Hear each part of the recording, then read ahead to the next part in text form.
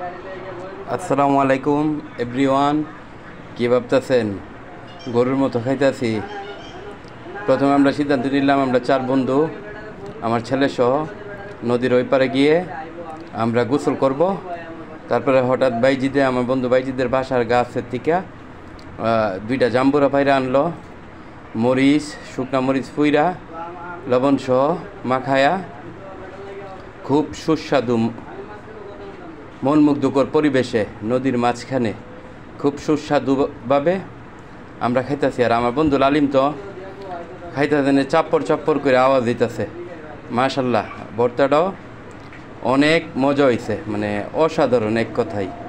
আসলে স্মৃতিময় দিনটা, জুম্মার নামাজের আগ মুহূর্তে আমরা নদীর ওই পারে গোসল করতে যাওয়ার পথে আমরা নদীর মাঝখানে জাম্বুরার ভর্তা খাইলাম, খুব সুন্দরভাবে মাখাইলাম এবং মিষ্টি, কোনো টক নাই তো, এই জন্য সবচাইতে বেশি ভালো লাগছে।